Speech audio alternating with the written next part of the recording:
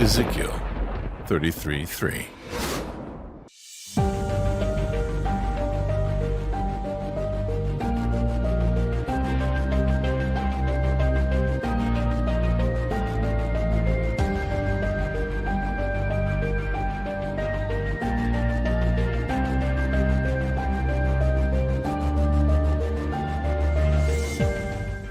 The Nephilim were on the earth in those days, and also afterward, when the sons of God came in to the daughters of man, and they bore children to them. These were the mighty men who were of old, the men of renown.